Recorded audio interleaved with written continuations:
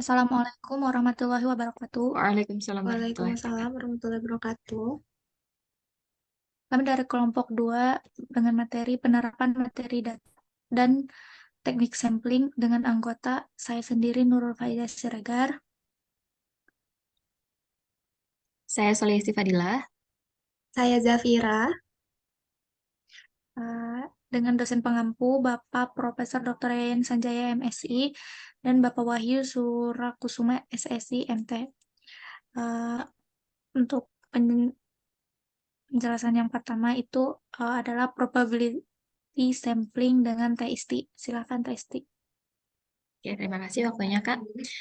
Pertama, kita akan menjelaskan tentang penerapan dari probability, probability sampling, yaitu yang pertama tentang penerapan simple random sampling. Nah, untuk contoh yang pertama, kami mengambil dari Jurnal Pendidikan Biologi. Judulnya yaitu pengaruh faktor internal dan eksternal terhadap penyelesaian skripsi mahasiswa pendidikan biologi Universitas Negeri Semarang atau UNES. Pertanyaan penelitian yang pertama yaitu bagaimana pengaruh faktor internal dan eksternal terhadap penyelesaian skripsi mahasiswa pendidikan biologi UNES. Yang kedua, faktor internal apa saja yang berpengaruh terhadap penyelesaian skripsi mahasiswa pendidikan biologi UNES. Dan yang ketiga adalah faktor eksternal apa saja yang berpengaruh terhadap penyelesaian skripsi mahasiswa pendidikan biologi dari Universitas Negeri Semarang. Selanjutnya, kemudian, populasi dari penelitian ini yaitu seluruh mahasiswa program studi pendidikan biologi FMIPA UNES angkatan 2012, 2013, dan 2014. Nah, selanjutnya yaitu prosedur penentuan sampel. Nah, tadi sudah dijelaskan bahwa eh, populasinya itu dari angkatan 2012, 2013, dan 2014.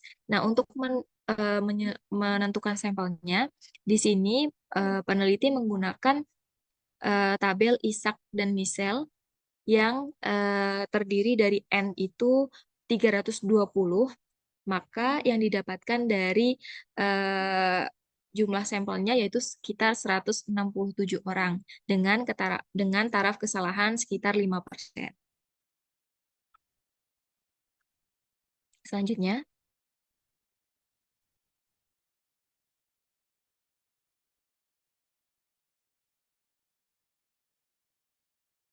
yang selanjutnya yaitu jenis data penelitian. Nah, peneliti ini memiliki data menurut sifatnya yaitu data kuantitatif dan kualitatif.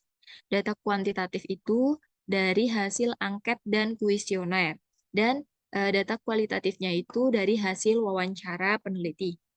Kemudian menurut cara memperolehnya itu terdapat data primer dan data sekunder. Data primer itu dari data hasil pengisian angket, kuesioner, dan wawancara yang dilakukan oleh peneliti, dan data sekunder yang didapatkan itu berdasarkan data akademik program studi pendidikan biologi UNES yang menyatakan bahwa masih banyak mahasiswa yang lulus melebihi masa studi yang ditetapkan rata-rata mahasiswa angkatan 2012 sampai 2014 yang lulus tepat waktu itu sekitar 20,55%. Selanjutnya, kemudian jenis data penelitian yang selanjutnya yaitu menurut sumbernya ada data internal. Data internal disebutkan dalam jurnal ini yaitu motivasi lulus tepat waktu, keterampilan meneliti, kemampuan menulis, karya tulis ilmiah, dan data eksternalnya itu berupa misalnya lingkungan teman sebaya, lingkungan keluarga, sumber belajar, administrasi, dan proses pembimbingan. Lanjut, Kak.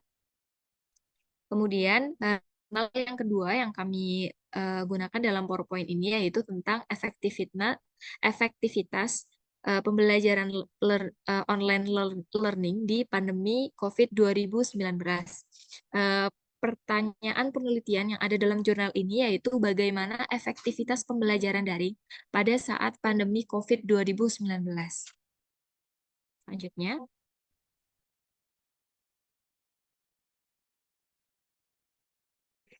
Selanjutnya yaitu penelitian populasi itu. Peneliti menetapkan bahwa populasi penelitian yaitu seluruh mahasiswa program studi manajemen Fakultas Ekonomi Universitas Sulawesi Barat.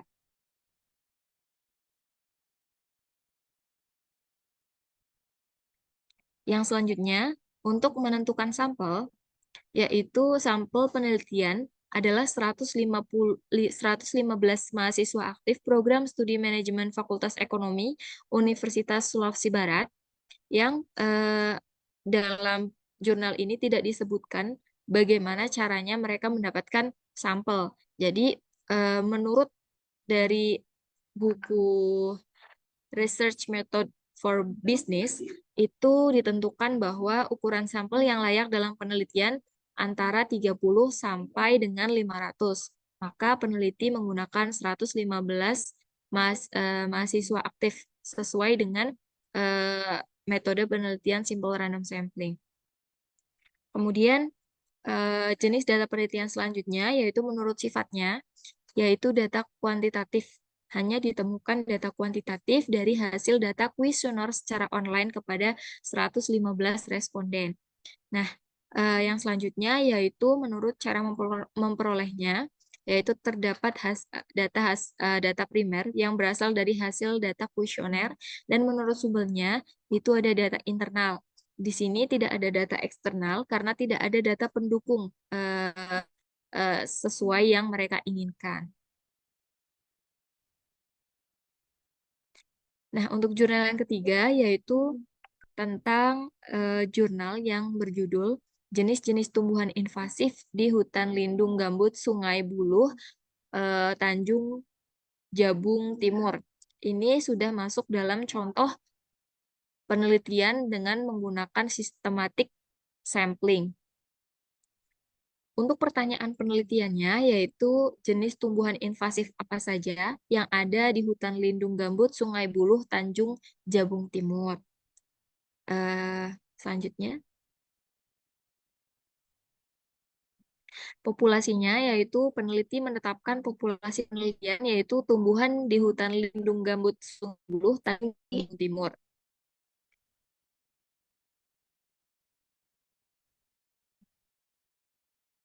Di sini, peneliti itu menentukan sampel dengan cara data dikoleksi dengan menggunakan metode systematic sampling dalam plot berukuran 2 kali 2 meter yang diletakkan dalam transek sebanyak 1.500 meter. Jarak antar setiap plot adalah 100 meter sehingga diperoleh total plot sebanyak 15 plot. Jadi ini menggunakan teknik plotting.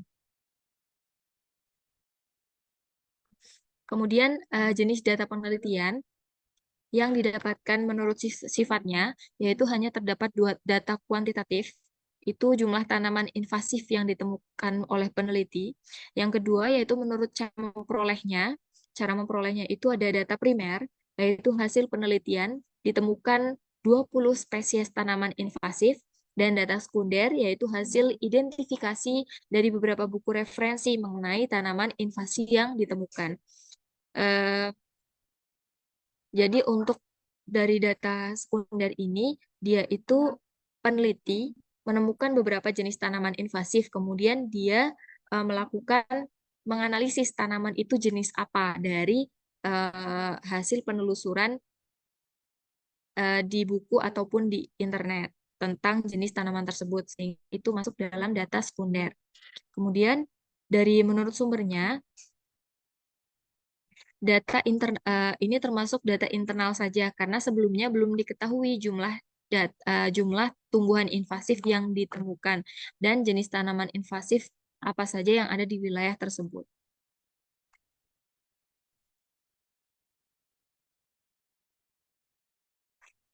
Data jurnal yang selanjutnya yaitu masih dalam systematic sampling.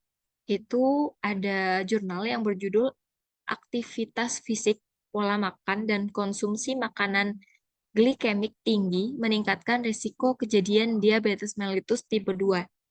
Pertanyaan penelitiannya yaitu variabel apa saja yang mempunyai pengaruh terhadap kejadian diabetes mellitus tipe 2. Selanjutnya, Kemudian untuk memperoleh atau menentukan sampelnya, peneliti itu pertama menentukannya. Populasi kasus pada peneliti ini adalah penderita diabetes mellitus tipe 2 yang berkunjung di Puskesmas Garuda. Sedangkan populasi kontrol adalah pasien tidak menular yang berkunjung di Puskesmas Garuda.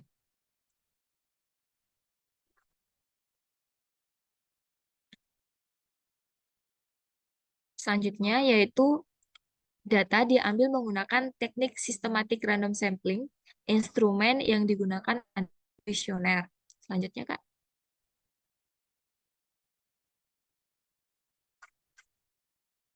Nah, dari analisis kami, ada beberapa hal yang perlu untuk didiskusikan. Yang pertama itu adalah dalam penelitian ini disebutkan bahwa em, penelitian ini menggunakan teknik systematic sampling. Namun di sini dijelaskan bahwa penelitian ini penjodohan menggunakan perbandingan kelompok kasus dan kelompok kontrol 1:1, sehingga jumlah responden yang diambil sebanyak 400 responden. Teknik sampel yang digunakan yaitu systematic sampling dengan kriteria inklusi meliputi 1, pasien yang berkunjung rutin di Puskesmas Garuda. Yang kedua, mampu berkomunikasi dengan baik. Yang ketiga, tidak terdiagnosis penyakit lain. Dan kriteria inklusi adalah pasien yang sedang sakit berat dan tidak bersedia memberikan data rekan medis. Nah, di sini seperti yang kita ketahui sebelumnya bahwa systematic sampling itu kan berarti ada sistematik atau misalnya ada yang berurutan gitu ya antara kita sudah membuat suatu plot, kemudian nanti kita eh, menentukan urutan mana saja yang akan dijadikan sampling. Tapi di sini kami juga perlu untuk diskusi dengan teman-teman semua, apakah dalam proses dalam proses penelitian ini menggunakan sistematik sampling itu sudah tepat atau belum. Nanti kita akan diskusi di kelas. Selanjutnya.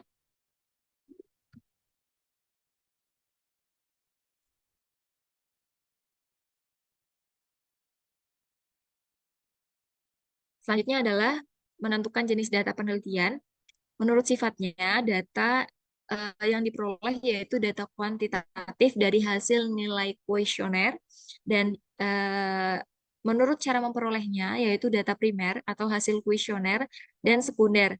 Dari data sekunder ini diperoleh bahwa data yang didapatkan dari Internal Diabetes Federation atau IDF pada tahun 2019 menunjukkan sebanyak 463 juta kasus diabetes mellitus pada orang produktif golongan umur 20 sampai 79 tahun.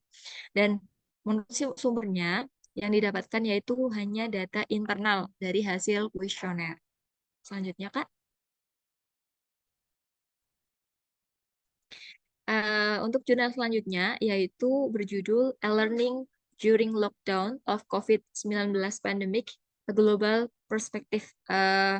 Pertanyaan dari penelitian ini yaitu yang pertama, bagaimana tren global penggunaan sumber daya e-learning di kalangan siswa. Yang kedua, bagaimana minat dan sikap siswa terhadap penggunaan sumber daya e-learning di seluruh dunia.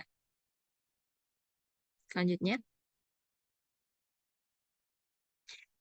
Untuk populasinya, yaitu mahasiswa dan siswa yang sedang mengejar gelar sarjana di berbagai perguruan tinggi dunia. Yang kedua, yaitu sampel yang diambil dalam penelitian ini adalah 175 sampel dari berbagai dunia yang diteliti berdasarkan metode stratified sampling. Periode penelitian adalah bulan April 2020. Data yang diperoleh yaitu data kuantitatif berupa kuesioner melalui Google Forms secara online. Kemudian menurut data cara memperolehnya yaitu data primer, dan yang ketiga menurut sumbernya yaitu data internal saja yang diperoleh.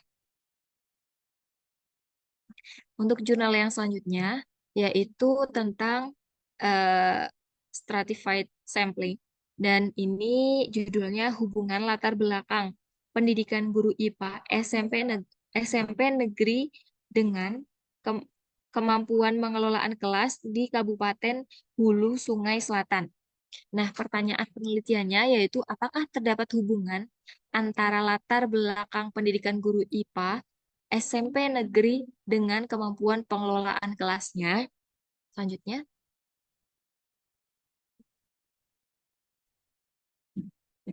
yaitu tentang penelitian ini menetapkan populasi penelitian adalah seluruh guru IPA di 29 SMP negeri di Kabupaten Hulu Sungai Selatan. Kemudian sampel penelitiannya adalah 20 guru IPA dari 10 SMP negeri di Kabupaten Hulu Sungai Selatan. Namun, maaf, kembali lagi.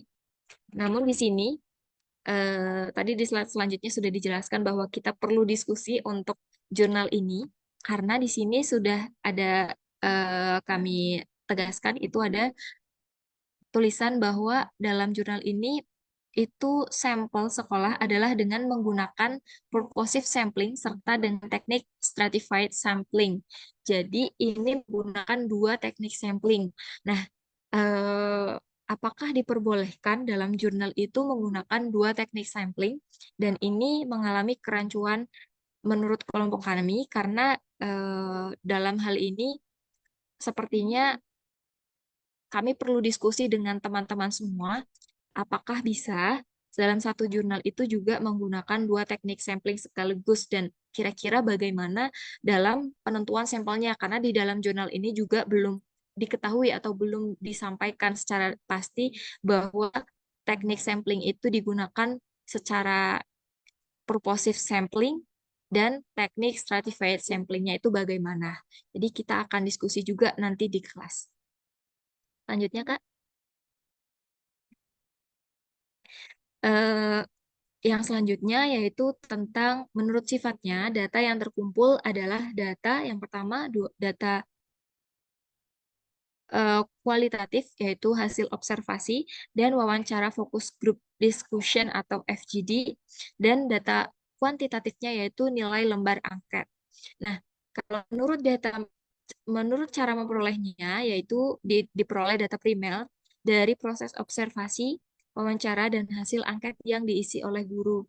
Dan yang terakhir menurut sumbernya yaitu ada data internal yang didapatkan.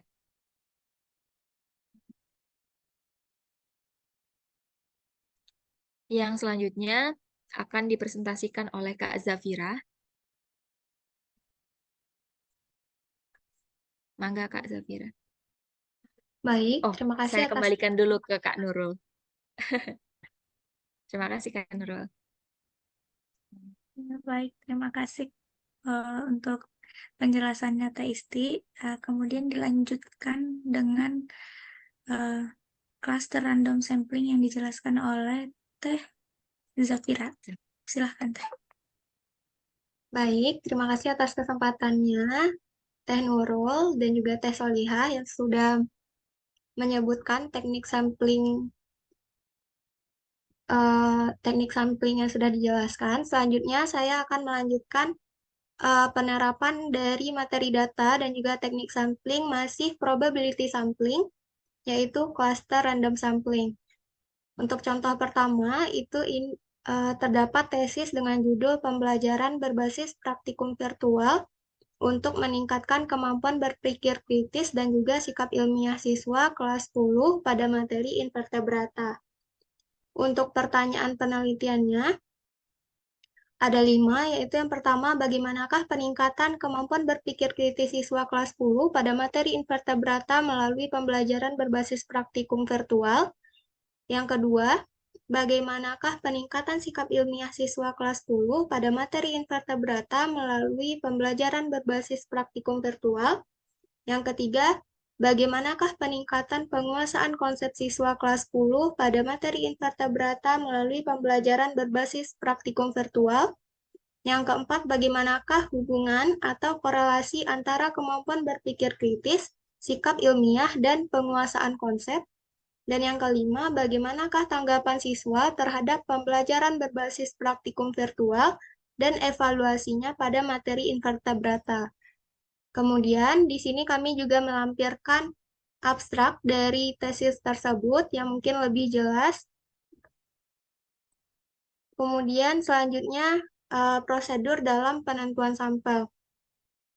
Yang pertama, peneliti menetapkan populasi penelitian yaitu seluruh peserta didik kelas 10 SMA Negeri 8 Bandung yang terdiri atau tersebar menjadi 11 kelas.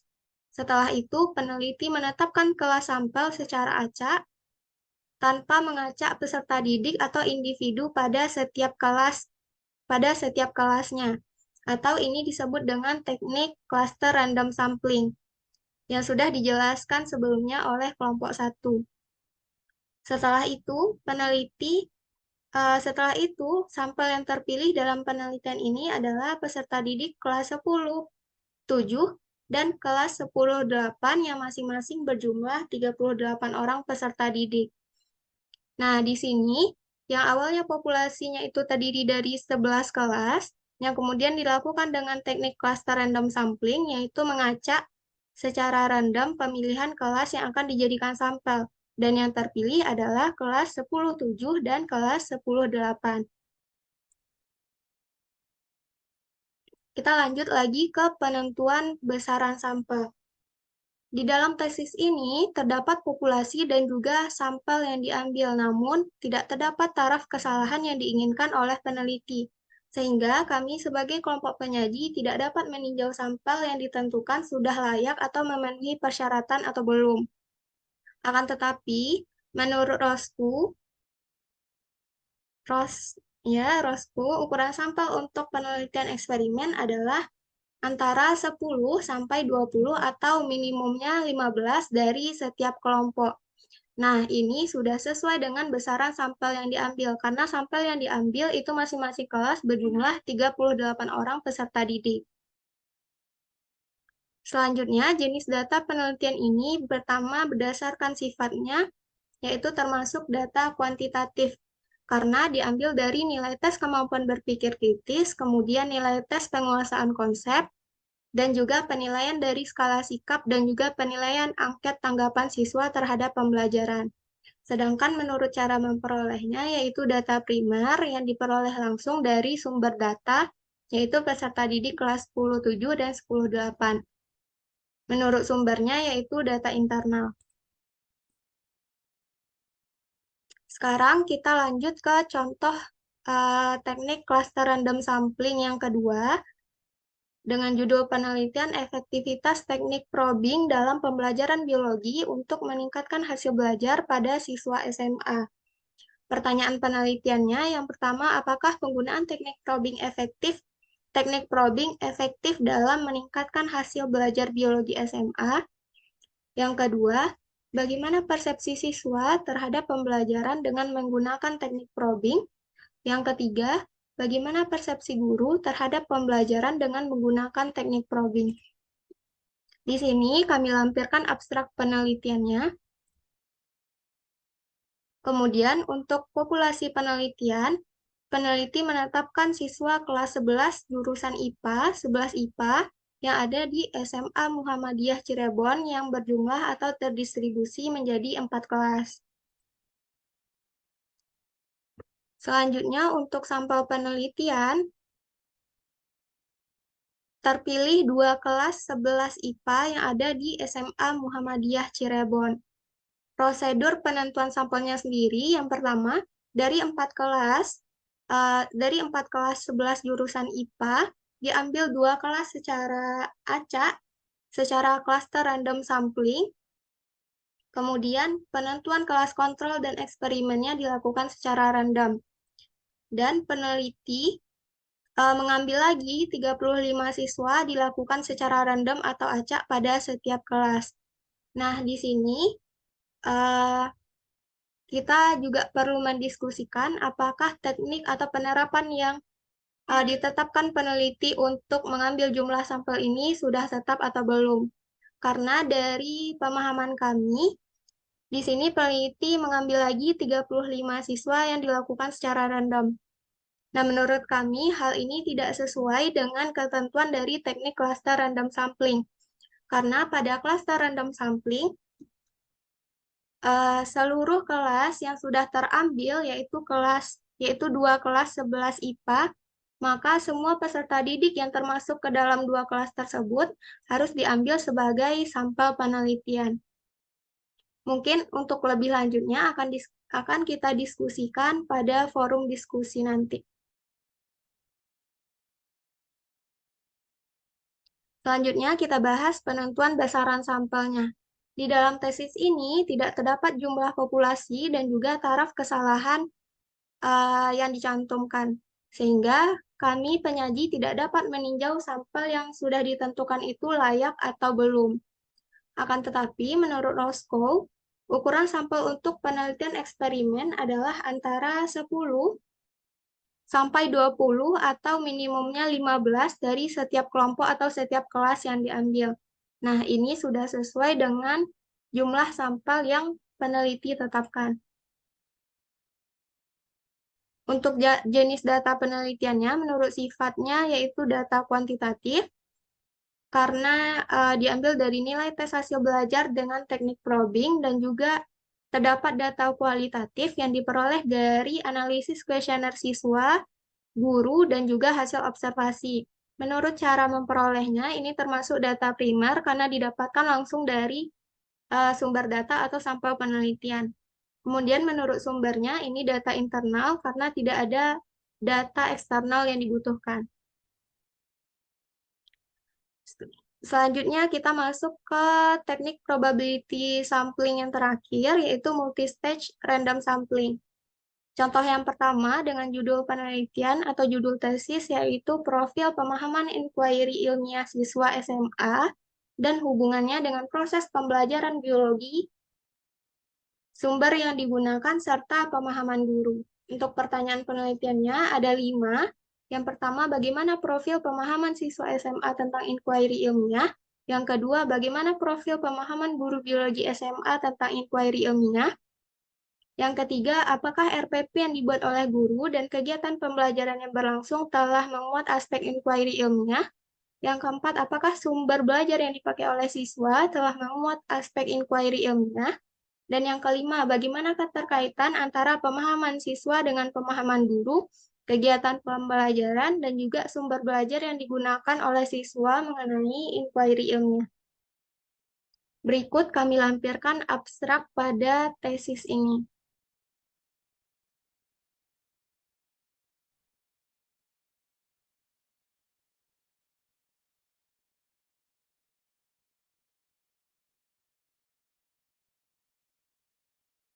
Selanjutnya untuk prosedur penentuan sampel pada buku teks. Yang pertama, peneliti memilih buku yang digunakan oleh guru. Selanjutnya, memilih bab yang mencakup ke-6 konsep besar dalam pembelajaran biologi. Yang ketiga, yaitu memilih halaman yang akan baik. Selanjutnya kita masuk ke jenis data dalam penelitian ini. Yang pertama, menurut sifatnya termasuk data kualitatif karena berupa hasil analisis buku.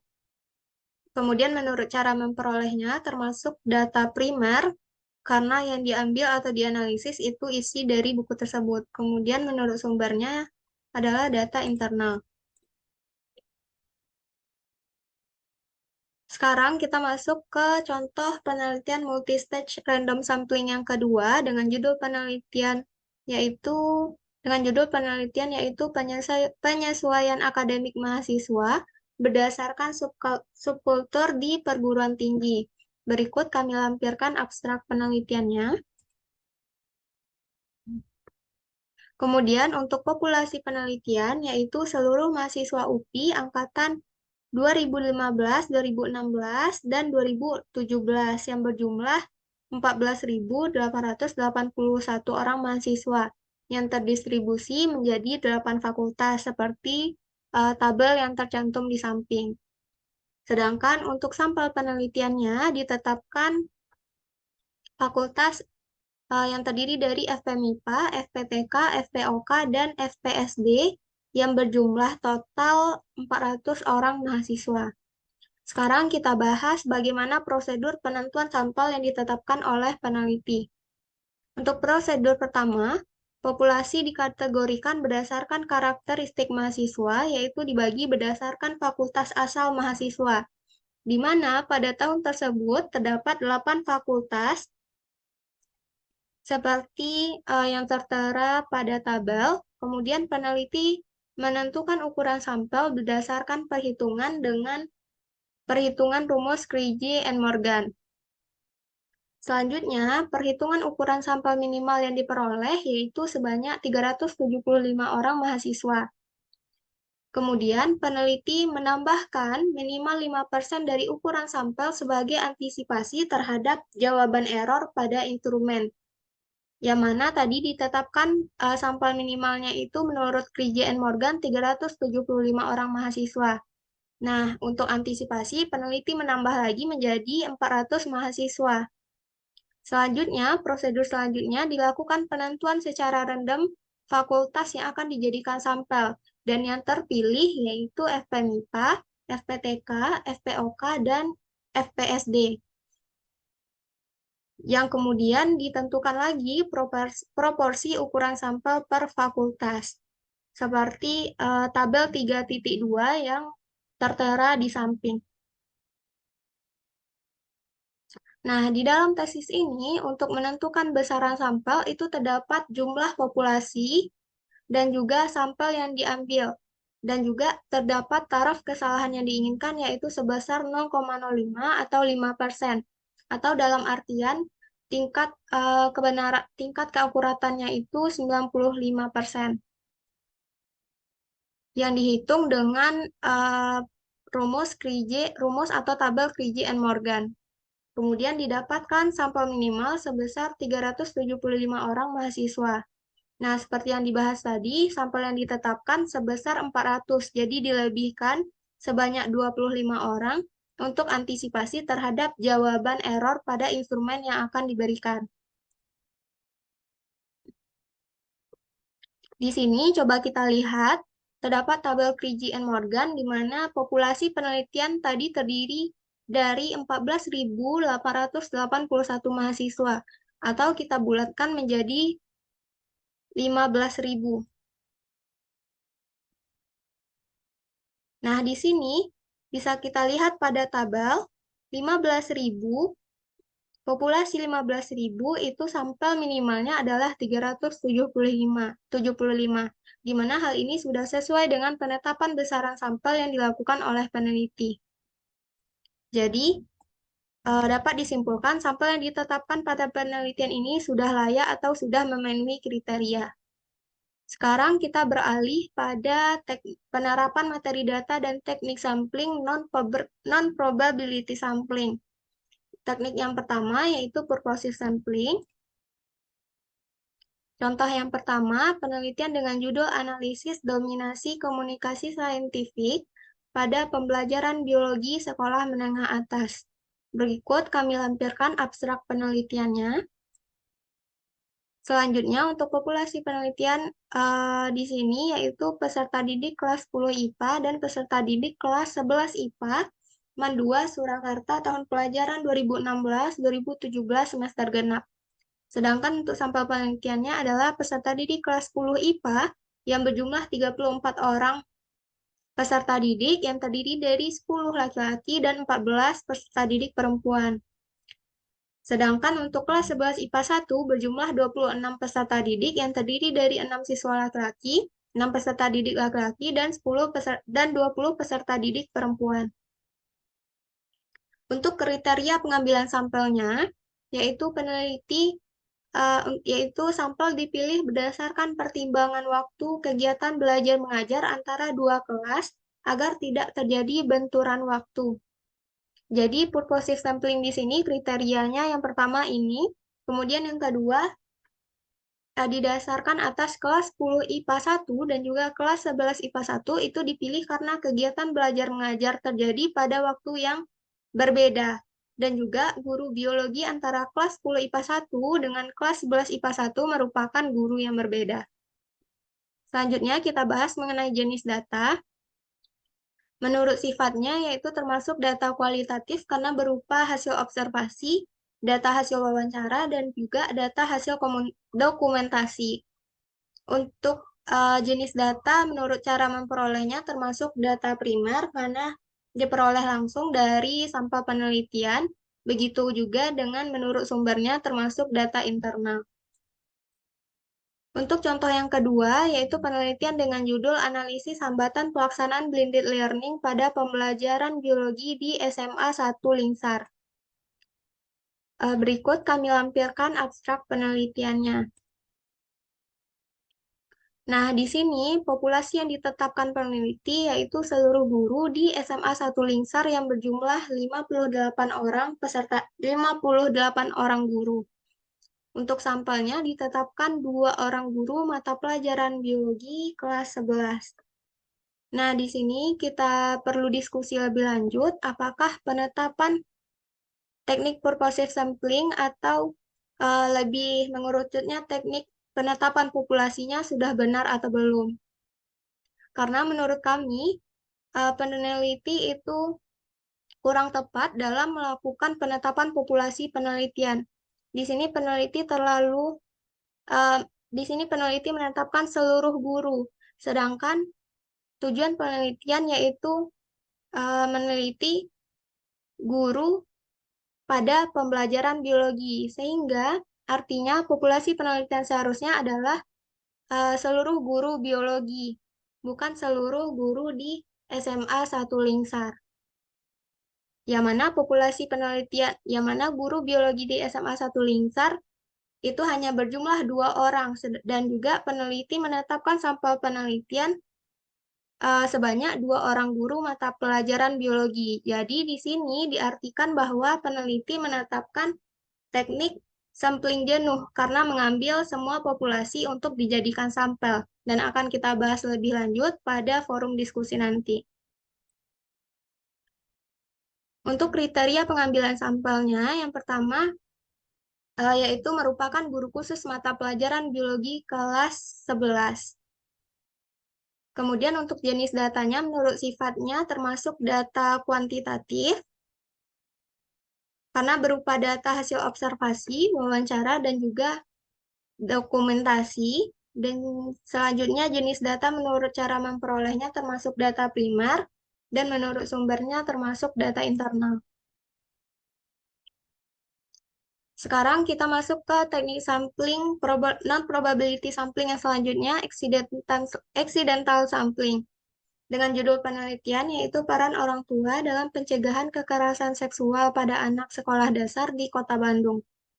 Populasi penelitian yang ditetapkan yaitu orang tua dari peserta didik sekolah dasar di SD 061 Cijerah, Kecamatan Bandung Kulon, Kota Bandung.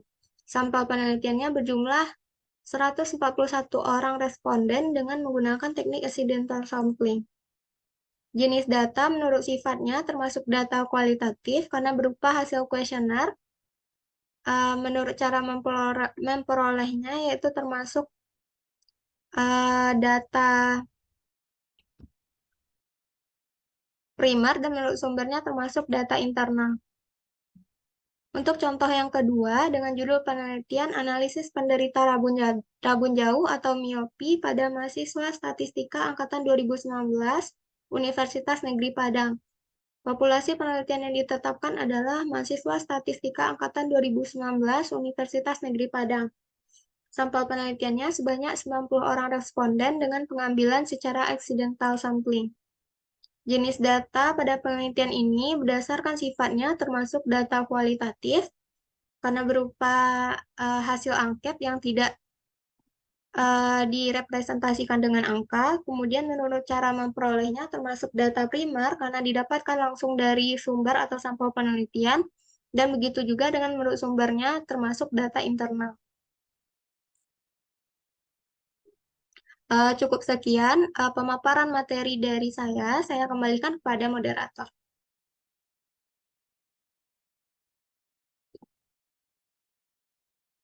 Mohon maaf, moderator masih mute.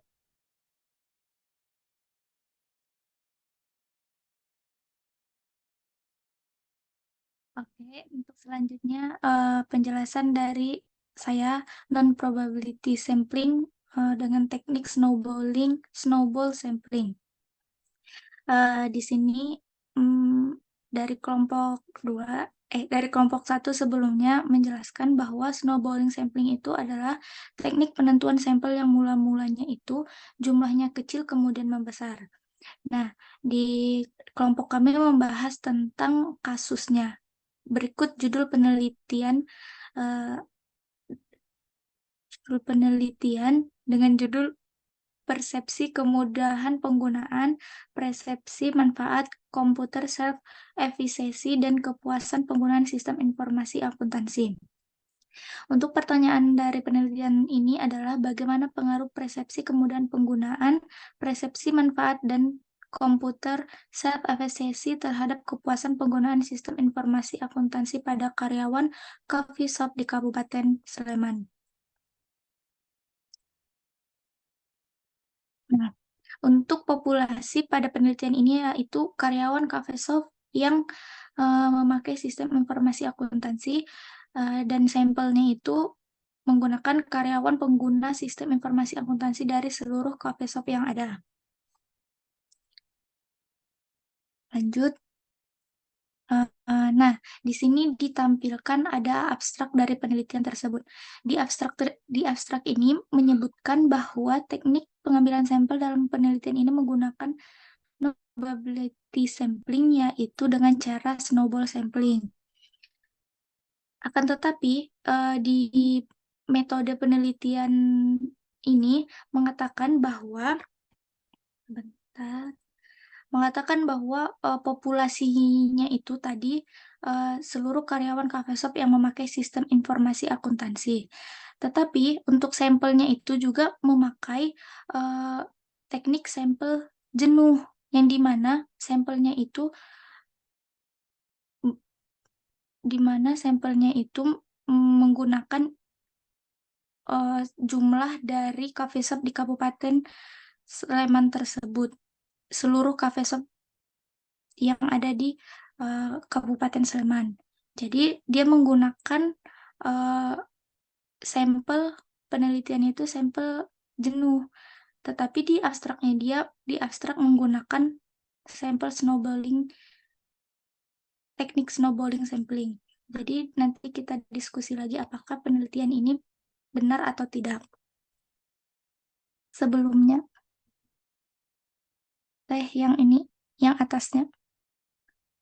Nah, cara pengambilan sampel ini karena menggunakan snowballing sampling, caranya itu memilih salah satu sampel coffee shop yang secara berurutan sedikit demi sedikit mencari informasi mengenai coffee shop lain yang menyusun laporan keuangan dengan menggunakan sistem informasi akuntansi terkomputerisasi untuk ditambahkan sebagai responden penelitian. Lanjut.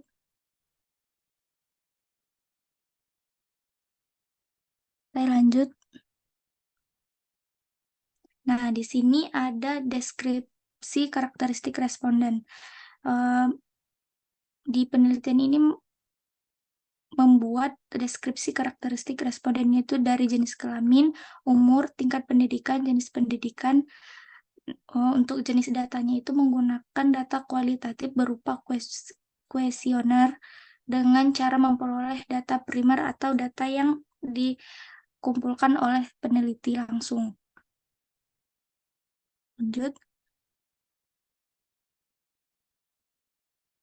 Kemudian ada contoh tesis untuk teknik snowballing dengan judul penelitian nilai-nilai kearifan lokal masyarakat adat Ngata Toro dalam mengelola sumber daya hutan di Taman Nasional Lore Lindu sebagai sumber belajar biologi.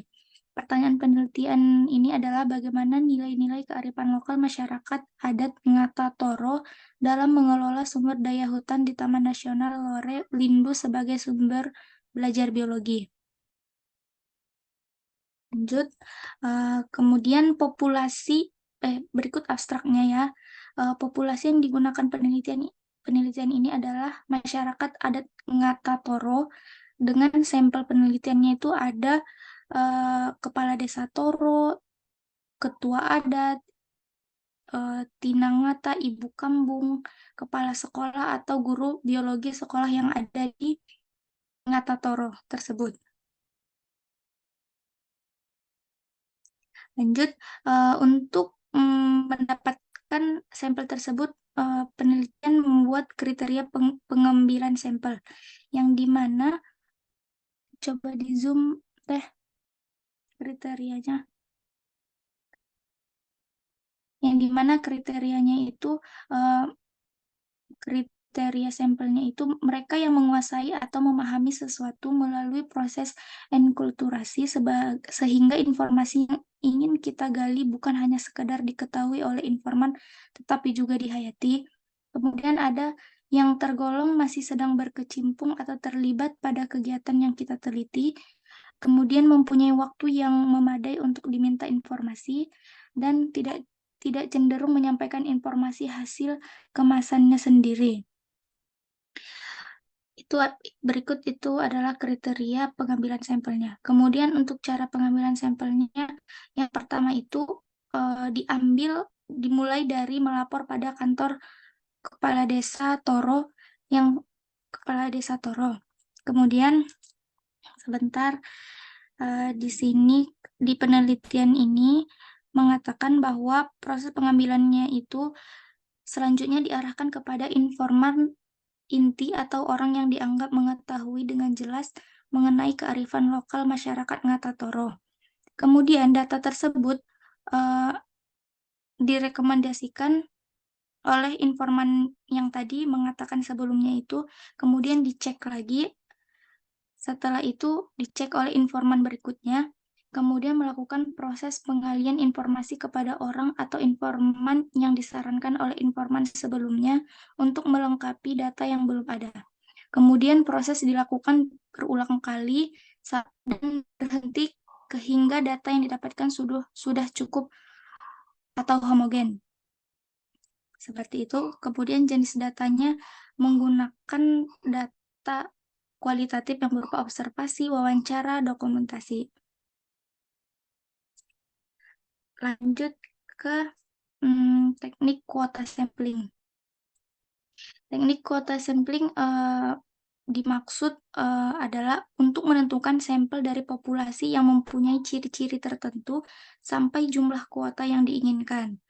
Nah, di sini dengan judul penelitian kecenderungan adiksi smartphone ditinjau dari jenis kelamin dan usia. Sebentar.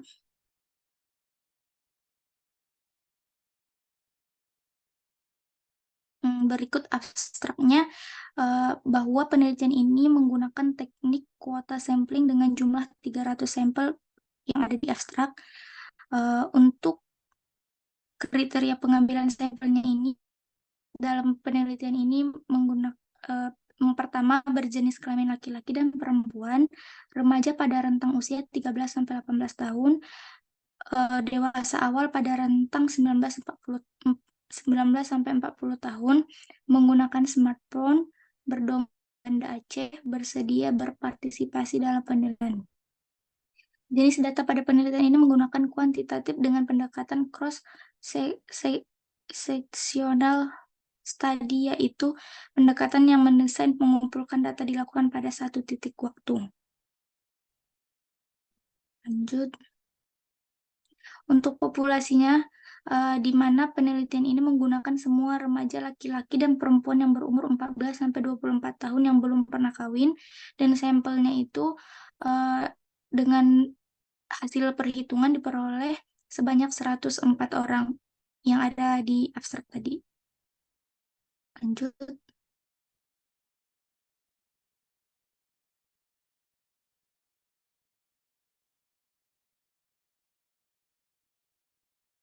Udah. Belum.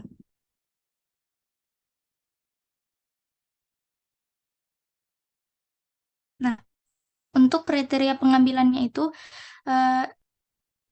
dengan menentukan sampel dari populasi yang memiliki ciri-ciri tertentu sampai jumlah atau kuota yang diinginkan, sama dengan pengertian dari kuota sampling yang dijelaskan kelompok 1 kemarin. Kemudian jenis data yang digunakan itu hasil survei. Lanjut. Nah, yang selanjutnya ada teknik convenience sampling dengan judul penelitian pengaruh stres kerja terhadap kinerja karyawan pada PT Telkomsel Area 3. yang dimana kalau teknik convenience sampling ini artinya itu menjadi sampel dikarenakan mereka bersedia diteliti. Nah, untuk populasi penelitian ini adalah seluruh dengan jumlah populasinya adalah 344 karyawan PT Telkomsel Area 3. Dan sampelnya itu jumlah sampel sebanyak 200 orang karyawan PT Telkomsel Area 3. Lanjut. Nah, kriteria pengambilan sampelnya itu diperoleh melalui kuesioner yang disebarkan pada karyawan PT Telkomsel Area 3 dengan karakteristik pada penelitian ini meliputi jenis kelamin, usia, status selama bekerja, posisi dalam pekerjaan, kepemilikan anak, pendidikan, serta waktu kerja. Kemudian jenis datanya itu berupa kuesioner.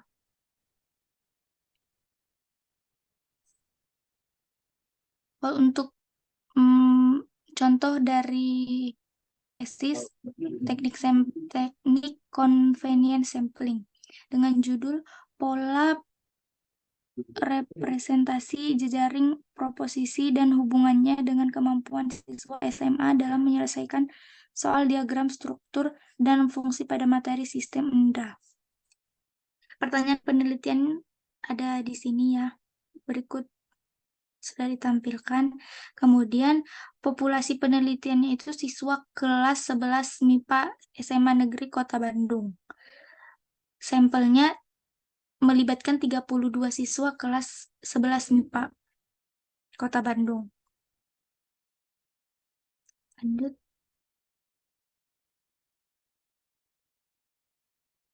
Kriteria pengambilan sampel.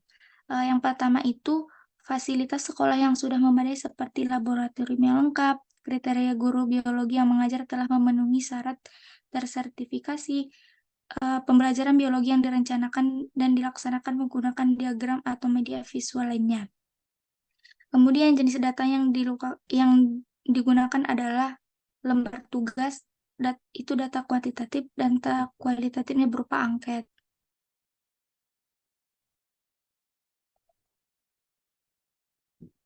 Ini yang terakhir adalah teknik sampling jenuh, yang dimana teknik sampling jenuh ini sampel bila semua anggota populasi digunakan sebagai sampel. Judul penelitian dari teknik sampling jenuh ini hubungan antara kemandirian belajar dengan komitmen tugas pada mahasiswa program studi psikologi. Berikut abstraknya dikatakan bahwa teknik pengambilan sampel penelitian ini menggunakan teknik sampel jenuh atau sampling total dengan jumlah 40 orang. Populasi penelitian ini adalah mahasiswa program studi psikolog angkatan 2014-15 yang berjumlah 40 orang. Sampel penelitiannya ini adalah penentuan sampel bila semua itu Vira itu diapain dulu?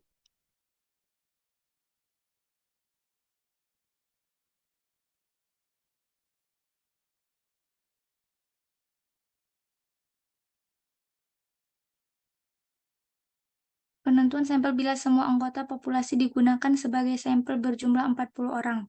Sesuai dengan pengertian dari teknik sampling jenuh yang dijelaskan kelompok 1 kemarin. Kemudian, pertanyaan penelitian, apakah terdapat hubungan antara kemandirian belajar dengan komitmen terhadap tugas kepada mahasiswa program studi psikologi Universitas Lambung Mangkurat? Kriteria pengambilan sampelnya itu menentukan sampel bila semua anggota populasi digunakan sebagai sampel. Jenis data yang digunakan adalah menggunakan Google Form atau kuesioner dibagikan secara langsung oleh peneliti. Lanjut, judul contoh dari teknik sampling jenuh yang kedua itu adalah pengaruh kompetensi dan kecerdasan emosional terhadap kinerja pegawai. Di mana populasinya ini adalah pegawai Dinas Pendidikan dan Kebudayaan Kabupaten Kuningan dengan jumlah 97 orang. Untuk sampelnya itu, seluruh anggota populasi dijadikan sampel sehingga jumlah sampel dalam penelitian ini adalah 97 orang. Lanjut. Nah, berikut abstraknya ya. Abstraknya ini sudah di-highlight kalau populasinya itu pegawai Dinas Pendidikan dan Kebudayaan Kabupaten Kuningan. Kriteria pengambilan sampel ini menentukan sampel bila semua anggota populasi digunakan sebagai sampel. Kemudian jenis data yang digunakan adalah menggunakan kuesioner dengan skala pengukuran instrumen penelitian menggunakan skala Likert.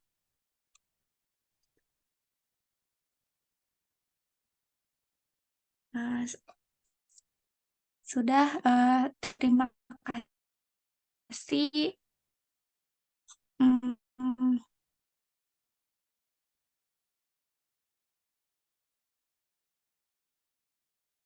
kepada teman-teman. Assalamualaikum warahmatullahi Waalaikumsalam warahmatullahi wabarakatuh. wabarakatuh. Waalaikumsalam warahmatullahi wabarakatuh.